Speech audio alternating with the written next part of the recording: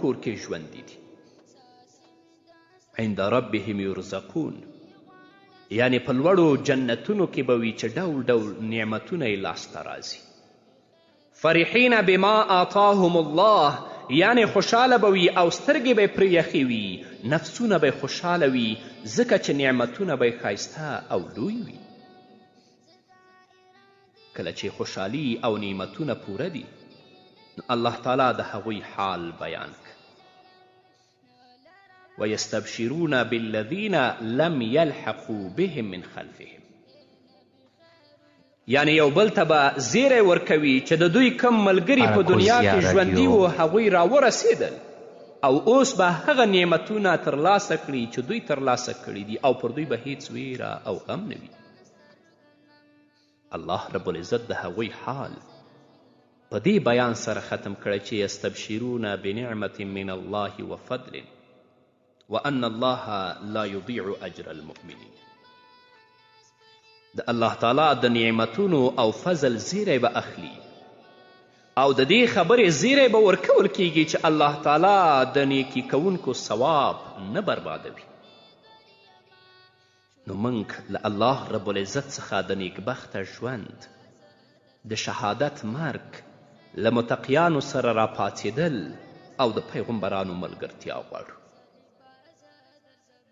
نو قبر د آخرت لومړنی کور دی، خو د هغه چا لپاره چې عمل یې ښه وي او د الله تعالی د ملاقات لپاره یې تیاری کړی وي نو د هغه لپاره د خوشحالي او آشنایی کور دی.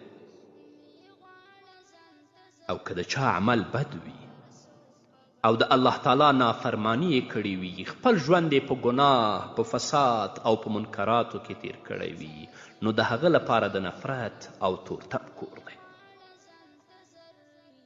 د ترمذي او د ابن ماجه حدیث دی. نبی کریم صلی الله علیه وسلم فرمای قبر د آخرت لومړنی کور دی. که څوک ترې خلاص شه نو تر دې وروسته حالات به ورته ډیر آسان وي او که له دې څخه خلاص نشه نو تر دې وروسته حالات به ډیر سخت وي. نو د قبر په عذابونو او نعمتونو باندې ایمان د ایمان بالغیب له نوع څخه دی. دا په آخرت د ایمان لرلو یو اصل دی او له قرآن او د نبی کریم صلی الله علیه وسلم له احادیثو څخه پرې ډیر دلایل شته چې په قبر کې به څه کیږي. الله رب العزت په خپل کلام کې په سورت غافر کې په 46 آیت کې د آل فرعون په اړه فرمای النار یعرضون علیها غدوا وعشیا ویوم تقوم الساعة ادخلوا آل فرعون اشد العذاب. اور به په دوی سهار او ماښام پیش کیږي او کله چې قیامت قائم شي نو او به ویل شي فرعونیان سخت عذاب ته داخل کړي.